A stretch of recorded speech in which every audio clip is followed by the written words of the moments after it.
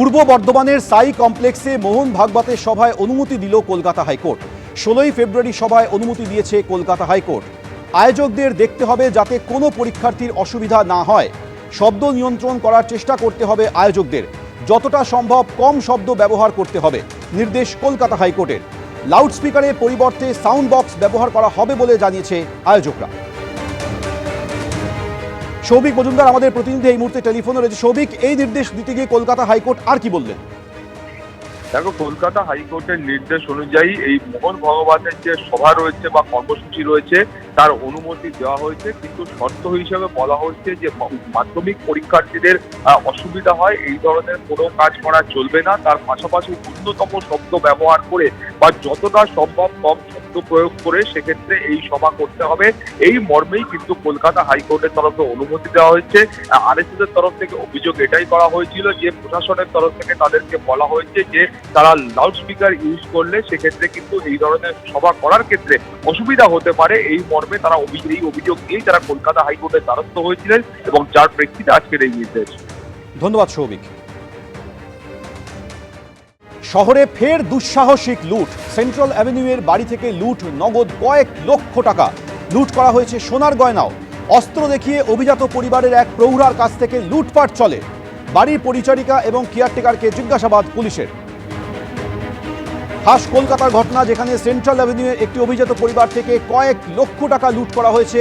টাকার পাশাপাশি সোনার গয়না লুট করা হয়েছে। এই অভিজাত পরিবারে এক প্রৌঢ়া একা থাকেন।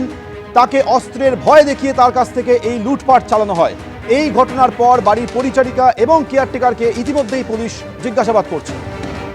আমরা এই মুহূর্তে রয়েছি বটতলা থানার ওপর একটা অভিজাত বাড়ির সামনে, 326 সেন্ট্রাল এভিনিউ যে বহুতল আমরা দেখাচ্ছি। এই বহুতলেই একটা দুঃসাহসিক ঘটনা ঘটেছে।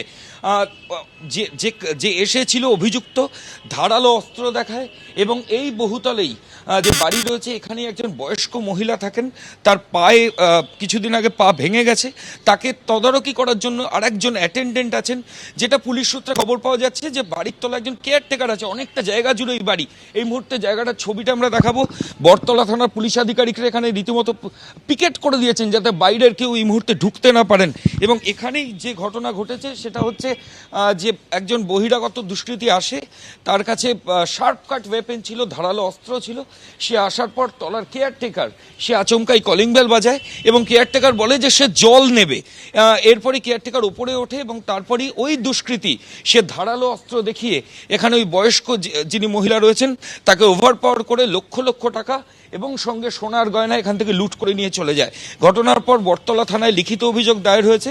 যেটা খবর পাওয়া যাচ্ছে যে ওই কেয়ারটেকার তাকে পুলিশ আধিকারিকরা এক্সামিন করছেন। কোনো ইনসাইডার্স ইনভলভমেন্ট থাকতে পারে বলেই তদন্তকারী আধিকারিকরা মনে করছেন।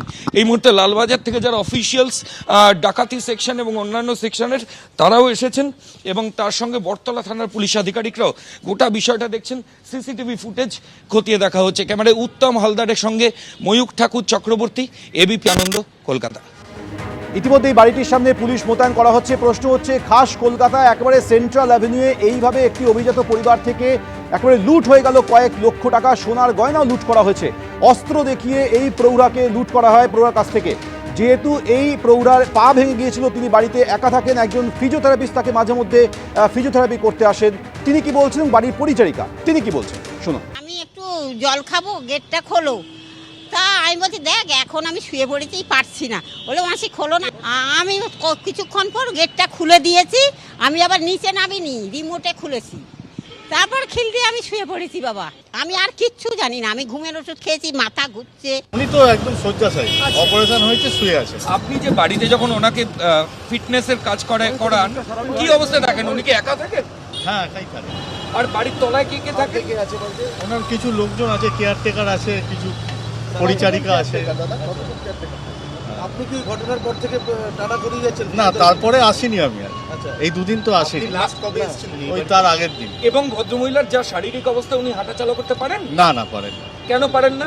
ওনার তো ভেঙে গেছে, ফিমার বোন ভেঙে গিয়ে অপারেশন হয়েছে। সেন্ট্রাল অ্যাভিনিউয়ের এই বাড়ি থেকে লুট হয়ে গেল কয়েক লক্ষ টাকা, সেই সঙ্গে সোনার গয়নাও লুট করা হয়েছে।